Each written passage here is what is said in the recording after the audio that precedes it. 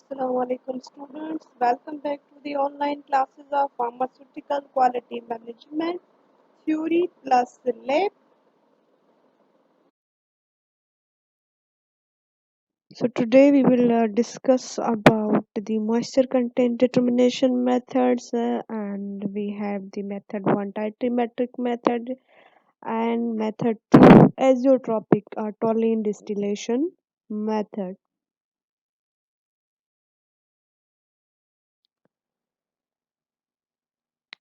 Preparation and standardization of aqueous methanol or water methanol for residual titration.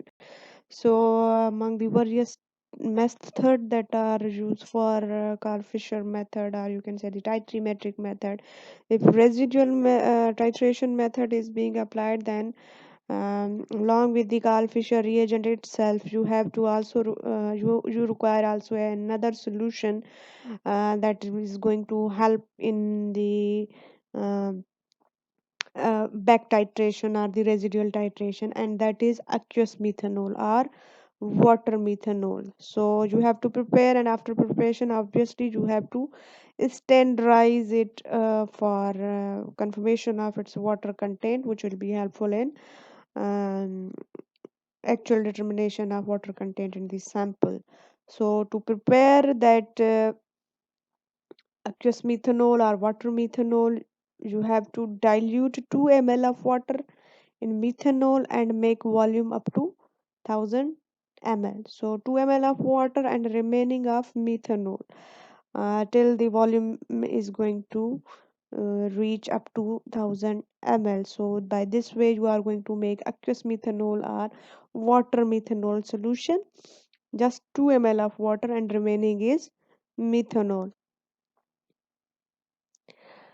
So after preparation, you have to standardize it. So to standardize this water methanol solution, you have to take 25 ml of solution and titrate it with the reagent till end point. Means that you have to take 25 ml from that 1000 ml, approximately 1000 ml aqueous methanol. You have to take 25 ml and you have to standardize it by titrating it with the reagent. Which reagent? Carl Fischer reagent till endpoint, either visual endpoint or electrometric endpoint, depending upon the type of the vessels and the equipments or the apparatuses you have.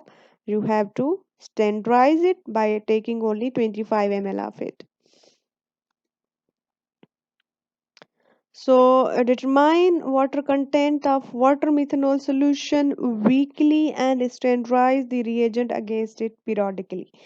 Means you have to determine its water content, confirm its water content, because only 2 ml you are taking, remaining is your methanol, as well as there's also impact of the environmental moisture over there whenever you are opening it and taking the material, the solution for either standardization, either for residual titration. So there are chances the water content may not remain same, either it become little bit evaporated or some of the water may be incorporated in it from the environment, or some sort of maybe the chances of through the apparatuses are due to some mishandling as well. So you have to determine its water content weekly. So every week you have to take that 25 ml and standardize it against that reagent till end point to make sure how much of the water is available, whether we have included that 2 ml was there, or according to that the sample is there, or some of the moisture may have entered from the environment or due to mishandling, or some of the water may be removed or evaporated, or whatever the disbalances are, the inaccuracies are there or not. So to confirm that, you have to determine its water content weekly, and as well as the reagent you have prepared. After confirming its water content, the reagent you have prepared, you can also standardize that Carl Fischer reagent against it after some period of time, again to make sure that that reagent is also having the proper constituents, and that is going to perform the proper Bunsen reaction whenever the water is coming and they in their contact. So you have to standardize water methanol with the reagent, as well as you have to standardize reagent with water methanol solution after confirmation of water content of water methanol, to make sure the reagent and both water methanol solution both are as per standards and that are fit for performing any analytical procedure.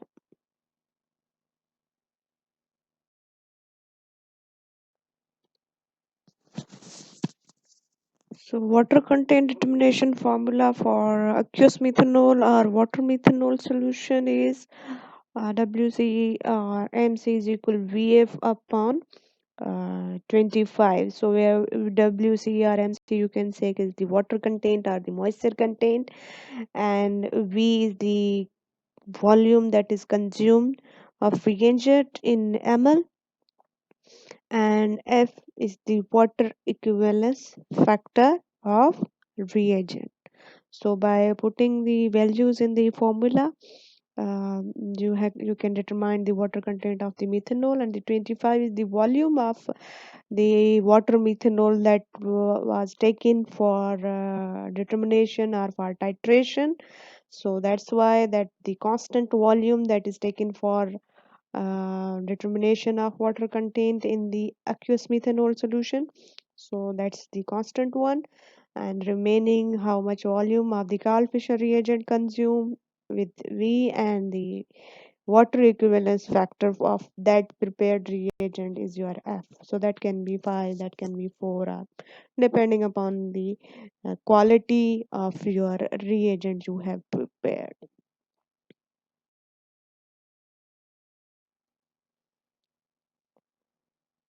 So procedures are the sub methods of the Fischer titration, or you can say method 1, titrimetric method. So there are basically three procedures or three subcategories of this titrimetric method or method 1, that include method 1A, a direct titration, method 1B, residual titration, and method 1C, coulometric titration. So these are the three different procedures are subcategories of method 1A or titrimetric method or Fischer method. So method 1A also known as direct titration, method 1B also known as residual titration, and method 1C also known as coulometric titration. So all these methods are the Fischer titration method, so no need to be confused.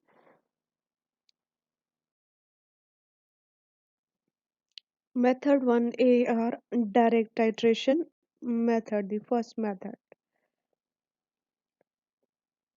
Determine water by method 1A unless otherwise specified in the individual monograph. So according to USP, in any sample you want to determine water or moisture content, the preferred method is with method 1A or direct titration method unless it's specified in the individual monograph. So unless it's available or for it's recommended for a specific drug that you are going to perform the residual or coulometric titration, it is recommended that you are going to use method 1A, that is the direct titration.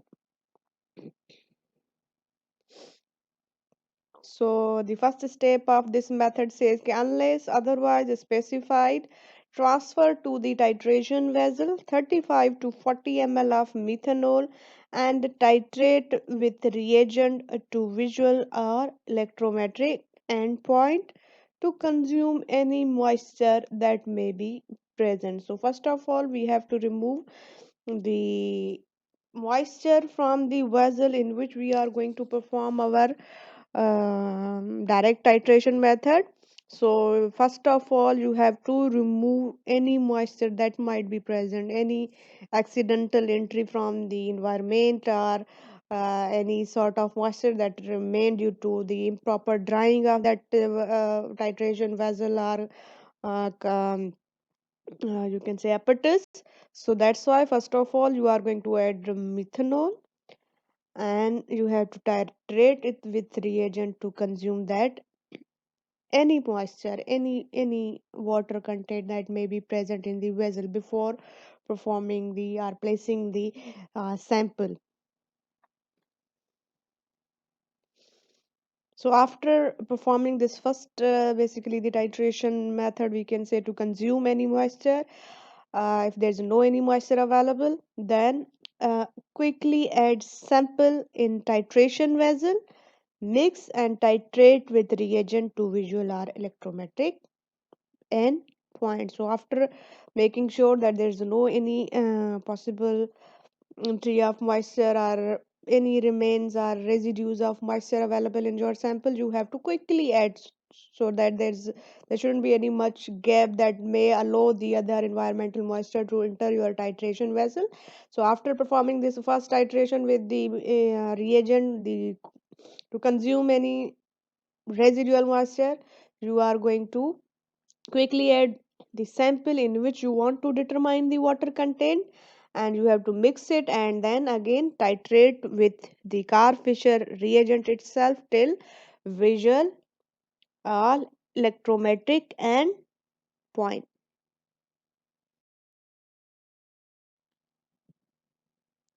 So the next step after titration of your sample with the reagent, you have to calculate water content of specimen by the formula, which is water content in mg is equal to SF.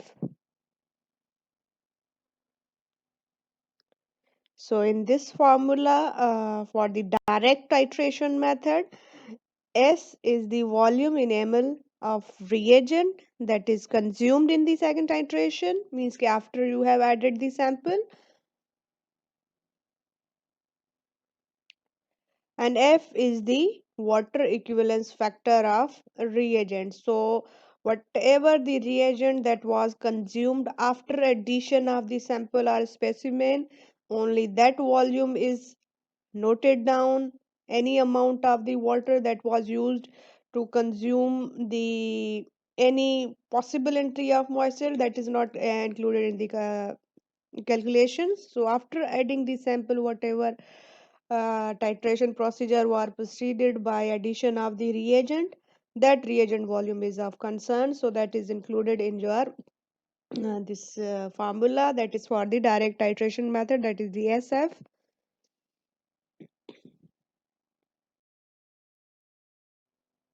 Method 1B, the residual titration method, are the second procedure for the determination of the water content. So USP says where the individual monograph specifies that the water content is to be determined by method 1B, the residual titration. So in the initially it was journal that unless it is specified you have to use method 1A, but now here the USP says where the individual monograph specifies that the water content is to be determined by method 1B are these residual titration methods, so you have to use only at that time, means in individual monograph where it says use method 1B, then you are bound to follow this procedure as per individual monograph. So as it says that you have to use this method, then again the first step says that the transfer to the titration vessel 35 to 40 ml of methanol and titrate with reagent till visual or electrometric end point. Again the first step is about similar as in case of direct titration, that you are going to add methanol and titrate it with the reagent. Again the purpose is the same, to remove, to consume any residue of any moisture that may be entering into the titration vessel from the environment, or due to the handling, or improper drying after washing of the vessel. So to remove that, first of all, you have to remove any possible entry and the any possibly present moisture available in the vessel. So adding 35 to 40 ml of methanol, and titrate the reagent till visual or electrometric and point, and that become for your ease. It's mentioned that this is the first titration, that to consume any remaining moisture that was available before performing the test due to some mishandling or due to some accidental entry.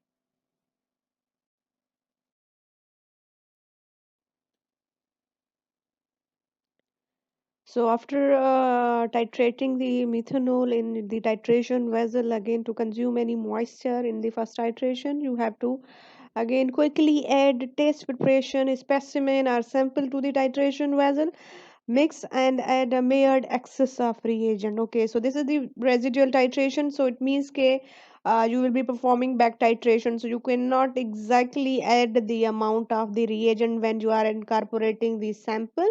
So in this second titration, you are going to apply an measured excess of the reagent to your sample, and you have to again titrate the unconsumed reagent with the standard water methanol solution till n point. So whatever the excess of reagent you have are incorporated, that you have to titrate back, or back titrate, or that the actual procedure we say the residual titration. So you are going to titrate that unconsumed excess of the Carl Fischer reagent with the standard water methanol or standard aqueous methanol solution till end point. And the formula for water content determination by the residual titration or back titration method is water content in mg is equal to F in the bracket X dash minus X R. So the F in this formula is the water equivalence factor of your reagent,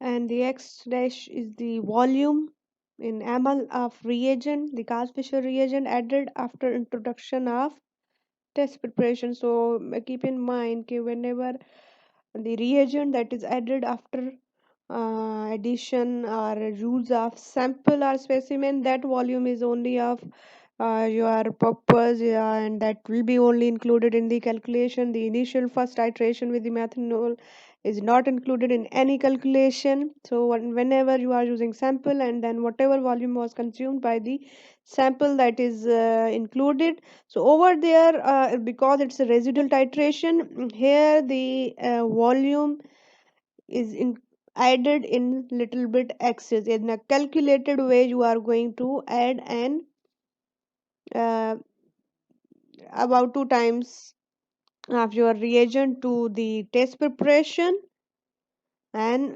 that you have to note it down how much of the reagent you have included. So not like first iteration where you are going to calculate how much was consumed. So over there, how much you have added.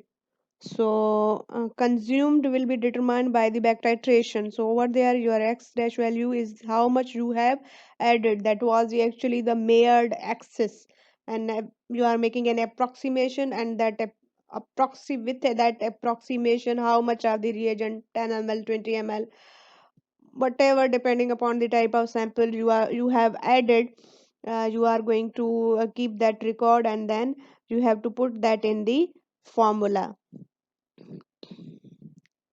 And the next that X was there is the volume in the ml of standardized water methanol solution used to neutralize unconsumed reagents. So over there, you are going to calculate how much water methanol or aqueous methanol was used to neutralize, to titrate that unconsumed the excess of the Carl Fischer reagent. So here you are going to basically calculate ki how much is consumed. So in the initially you are adding at an approximately fixed quantity, fixed excess of the reagent, and then here you are basically calculating ki how much of the standardized water methanol solution you have used in that neutralization, that titration procedure of the reagent. So then you are going to make an approximation ke how much sample consumed the volume of the reagent.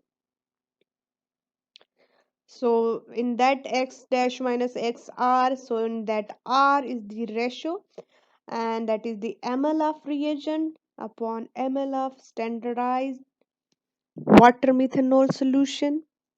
ठीक है, or we can say the R is equal V upon 25 determined from standardization of water methanol solution. So whatever the formula you have used and whatever the calculation you have made during standardization of the water methanol solution, that calculation will be included over there okay, how much of the volume was consumed during standardization of that water methanol solution, and obviously the 25 ml is the fixed portion or the ml of the water methanol solution that was used for the standardization. So basically R you are going to take the value from your standardization of your water or aqueous methanol solution, and then by putting all the values in the formula you are going to determine the water content in the sample.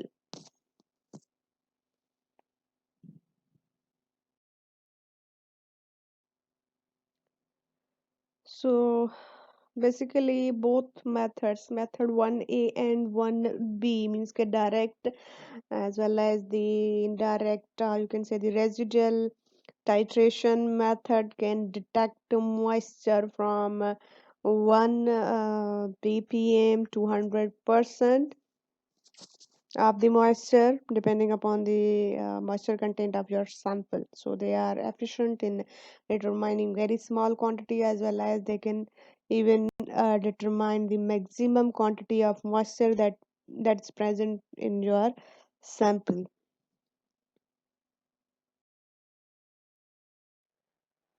Method 1 C or the coulometric titration. The third method or the procedure for the trimetric method or Carl Fischer titration. In this method, iodine is produced by electrolysis of reagent containing iodide ions. So basically, in this method, the um, reagent is prepared contain all the ingredients except iodine. In this case, in coulometric titration method, the iodine is available in the form of iodide ions, which is converted into the iodine by the process of electrolysis. So this is the one of the difference between the remaining two and this method, that the iodine is not available in the as a reagent component, rather it is available in the form of iodide ions, which is converted into iodine by electrolysis of that reagent. So the water content in the sample is determined by measuring the quantity of electricity required for electrolysis, that is for production of iodine, based on the quantitative reaction of generated iodine with water. So normally in this process, whatever the water content or the moisture content in the sample is there is determined by the quantity of electricity required for the electrolysis. So how much electricity was consumed in during the electrolysis, that is the conversion or the production of the iodine or conversion of iodide ions into the iodine, and then based further it is which is based on the quantitative reaction of generated iodine with the water. So as you know, this called Fischer titration is a quantitative reaction of iodine with the water. So how much of the iodine is produced by the electrolysis, and It will be continuously produced till there is water content in the sample.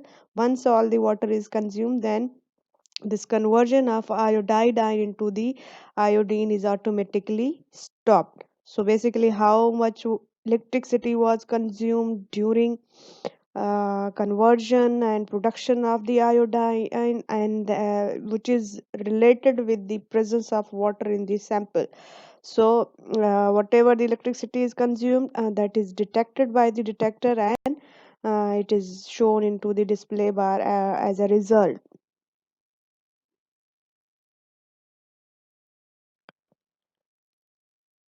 So in this method 1C, whatever the titration cell is being used is basically consist of a large anode and a small cathode chamber separated by membrane, and obviously iodine is added as a iodide ions in the reagent, and these iodide ions are converted into iodine by anode basically, and it's termed as the anodic oxidation. So these electrodes are available for the conversion basically of the iodide ions into the iodine by the anode, whereas the cathode convert the excess of iodine again into the iodide ions. So this conversion is matlab continuous, and till whenever we are applying the sample, iodide ions are converted into the iodine. Wherever the excess of iodine is detected, the measurement is stopped, and then that excess is afterwards, after determination, after displaying the result, that iodine is again converted into the iodide ions by the cathode.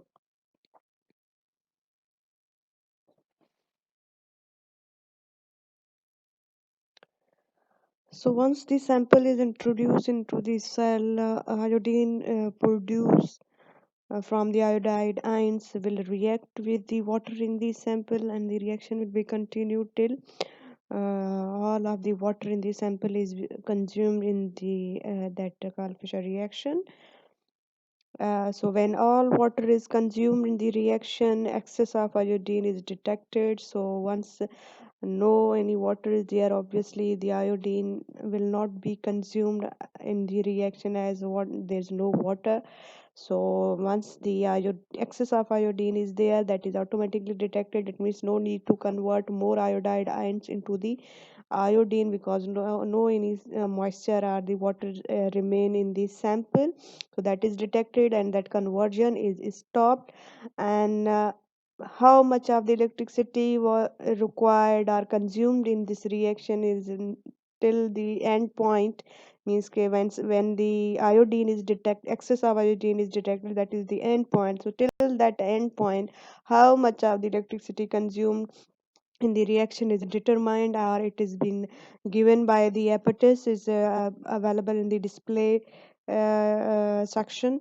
So many sophisticated instruments also provide the both the how much the electricity is consumed, how much percentage of water was there, and even in the percentages in the ppms.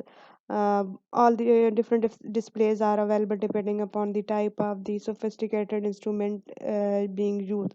But if only you have a simple instrument that only tells you that how much of the electricity was consumed in the all of the reaction till the end point, then you can use this parameter for calculation of amount of water, that 1 mg of water is equal to 10.71 columbus of electricity. It means if your display bar is showing you 10.71 columbus, it means 1 mg of water was present in your respective sample, and plus more less somehow, how depending upon the water content available in the sample, the display will show you how much electricity, how much columbus was consumed till n point. So similarly, you can add or more, you can make a 5 point something or 20.8 means 2 mg of water, and so on. By using this parameter, you can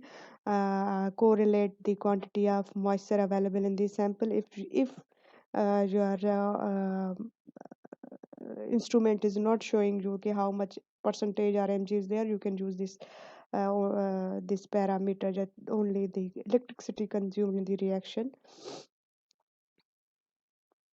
So this method, this colorimetric titration, can detect the moisture level, the moisture content from 1 ppm to 5% in a sample. So this is the detection range for the colorimetric titration, that is from 1 ppm to 5%. So this is one of the image of titration cell construction of the colorimetric titration. So here is some the cell. We have the anode and the cathode.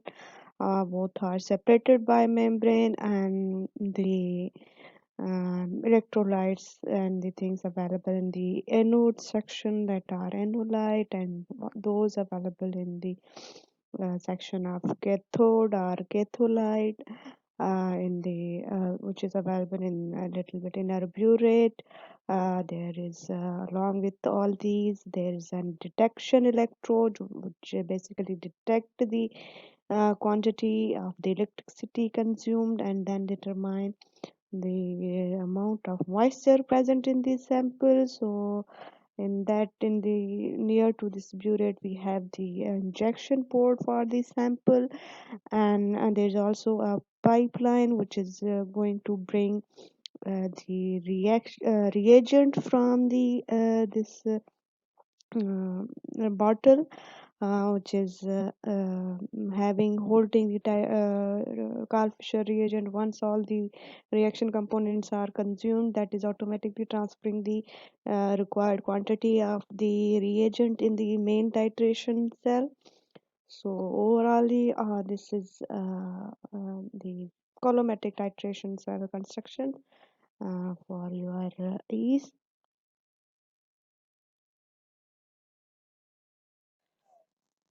Method 2, isotropic method. Another name is there is called Toluene distillation method according to USP. So azeotropic basically means A means no, zero means boiling, tropic means change. So as the complete name meaning become no change in boiling. So there are the certain chemicals that form mixtures that that are going to have a common boiling point that is different from their components. So it's difficult to separate them, so that are termed as azeotropes.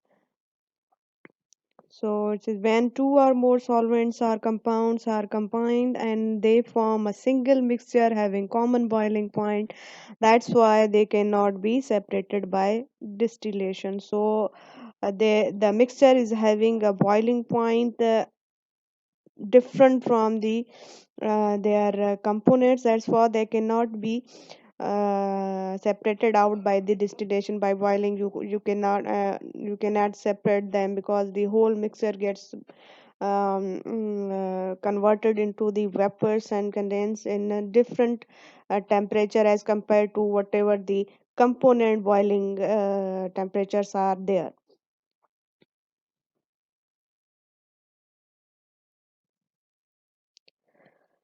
So in this procedure, water or moisture is removed from sample as an azeotrope with toluene.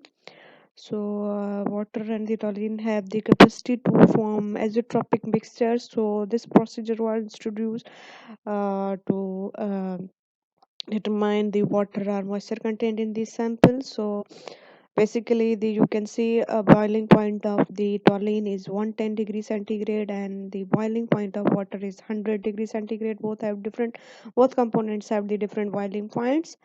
Uh, but once they form an azeotrope, so water and toluene azeotrope is produced, that mixture has the boiling point of 84 degrees centigrade. You can see that is basically less than or different from the both of the components boiling points.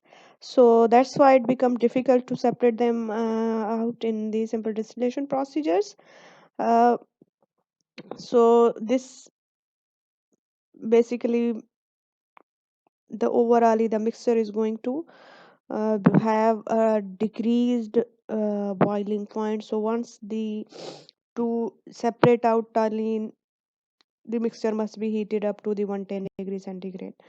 To evaporate water, that must be heated up to the 100 degrees centigrade. But once they form azeotrope at the 84 degrees centigrade, the both as a azeotrope mixture become evaporated, and it become difficult to separate out them, because both the azeotrope has much decreased boiling point as compared to the component. So that mixture is going to be evaporated early as compared to the component itself in the separate form. That's why it become difficult. So for this purpose, to separate out them and determine the water content in the sample or moisture content in the sample, all of the water has been removed as an azeotrope, and then they are being collected in a receiver. And for this purpose, a special graduated tube type receiver is used, which has the capacity to separate both layer, the one layer for toluene and one for water. So by this way, it has the measurements available in the tube, so you can measure how much ml or zero point 0.1 ml or zero point 0.2 ml or 3 ml water is available, water has been removed from the sample. So by this way you can uh, separate out them and calculate the amount of moisture available in the sample. So for this purpose, special type of the tube is there. I will show you in the figure in the upcoming slides.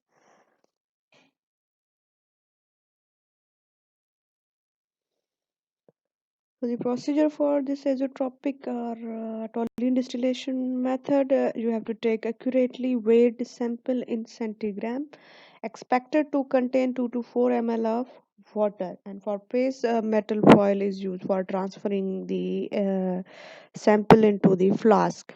So basically, the sample weight is taken, and that is measured in centigrams, whereas the how much centigrams you will be required, that depend upon the type of sample, and the approximation that that centigram of sample will lead to yield 2 to 4 ml of water, means that can um, evaporate. When that is distilled, that will yield 2 to 4 ml of water. So in case of paste, it's difficult to transfer them. So for that purpose, what metal foil is used, they are weighed in the metal foil, and then that is transferred into through the neck of a flask.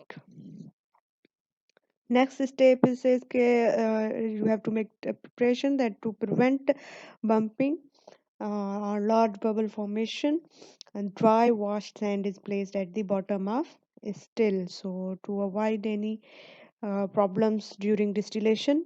So you have to add a dry washed sand, so that these large bubbles that may create problem during distillation shouldn't be there. And after placing these samples, you are going to add 200 ml of toluene in the flask, and afterwards you have to connect the different parts of the apparatus. Obviously there's a condenser, then there's a receiver, and one of the connector that is going to connect all these components. And you have to fill the receiving tube with toluene, and after connecting that apparatus of first of all you have placed the toluene in the distilling flask, and then again you have to, after connecting the apparatus, you have to fill the receiving tube with the toluene, and that is basically poured through the top of condenser, so that at the end the toluene parts get uh, connected, or you can say mixed with the toluene portion, and water portion will be separated out as a separate layer. So after connecting the placing the sample, connecting the apparatus, and after placing the toluene in the receiver as well, you have to heat the flask gently for 15 minutes. So After it says when toluene begins to boil, distill at the rate of 2 drops per second until most of the all of the water has passed over. So once you are going to make the mixture, the toluene water sample mixture begins to boil, you have to make a distillation rate of 2 drops per second till most of the water has passed over. So if 2 to 4 ml are there, so 4 ml is there, so once the 3 mls are received in your receiver, then you have to continue this the rate of distillation of 2 drops per second till that approximately in this case 75% of the portion is there or even more. So after that all the majority of the components of the water has been transferred from the sample into the receiving tube, then you have to maintain it at the 4 drops per second. So you have to decrease the rate of distillation after the required major portion of water from the sample has been removed, and afterwards you have to rinse the inside of condenser with the toluene with the help of brushing down. So once all the procedure is completed, you have to rinse it so that if there's any droplet of water are present in the condenser and unable to drip down into the receiving tube, so that can be moving into the receiving tube and give a proper result or measurement.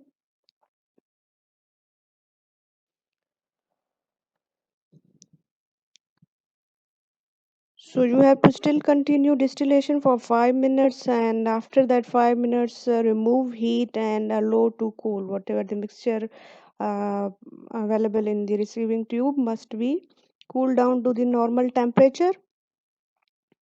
So allow to settle when toluene and water are separated. Read the volume of water and calculate its percentage. So in the receiving tube, whatever the drops will be coming out, then they will be making a two layers in the specific receiving tube, and you have to read the volume of only water. Okay, how much ml of the water are available, because you can you know that okay, the specific receiving tube is graduated type receiving tube, which is having the measurements from which you can measure the ml of water available in the sample or that has been distilled out of your sample. This is the image from USP, the toluene moisture apparatus for azeotropic or toluene distillation method, where A is the distilling is still, so D is connecting tube, and E is basically the graduated receiver, a special receiver tube which allows to separate out the water and the toluene, and that is graduated one, and that has the capacity of approximately 5 ml, and there is a measurement of zero point 0.1 ml. So there are the measurement can be performed for zero point 0.1 ml, zero point 0.2 ml, zero point 0.3 ml, and again the condenser is there for condensing the liquid which has been heated up and converted into the vapors. So this is the apparatus, the specific distillation apparatus that is used for moisture content determination, or we can say the toluene moisture apparatus according to USP.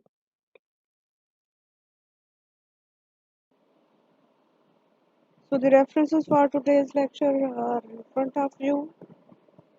That's all for today's lecture in theory class.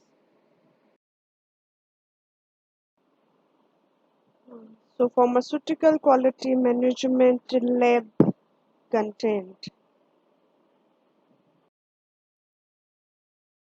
So for experiment number 5, we have object that is test of non-irritancy, which is also termed as 21-day patch test, which is performed for ointments and the creams.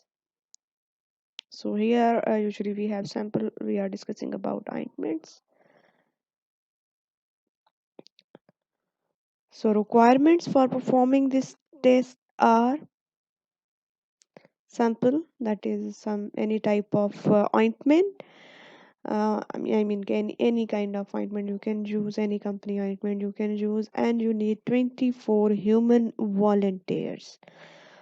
And the next requirement you have is you need some sort of occlusive dressing, means any type of patch, as the object described. Okay, it's a 21-day patch test, so you need any type of occlusive, a covering material for covering the area where you are going to apply the ointment.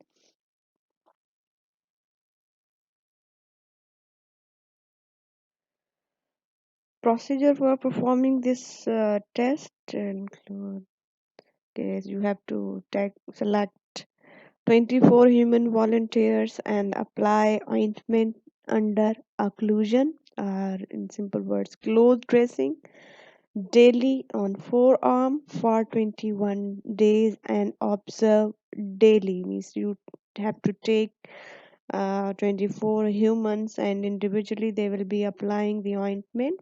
And after applying the ointment you have to apply any close dressing, any type of the patch over it to make it cover, to maintain the moisture and to protect from the external factors that might cause any type of the reaction, which may affect the at the end, that may affect the result and that may lead to the false conclusions. So therefore you have to apply the ointment in each human individual in their forearm, and after applying the ointment you have to cover that area where you have applied the ointment for its protection daily, and that is followed for 21 days. And daily you have to observe that any kind of reaction is happening or not, any side any symptom of irritation or any damage is there or not. So the procedure is continued for 21 days. That's why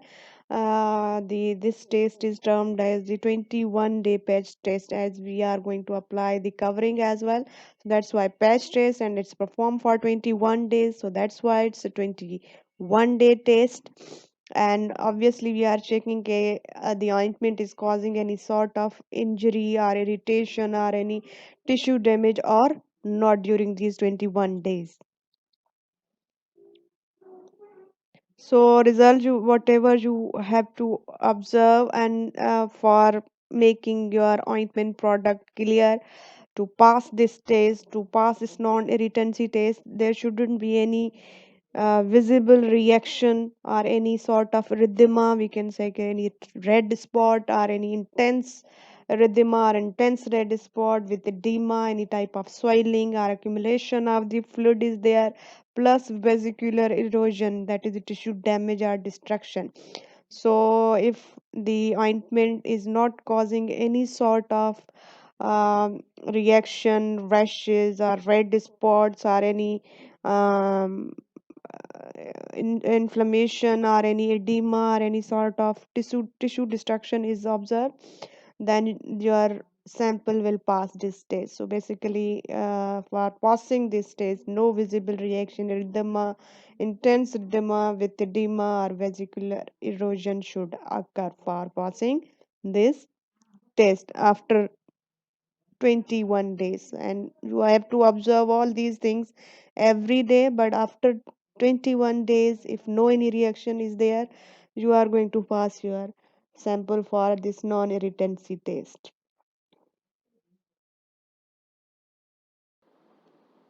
Thank you.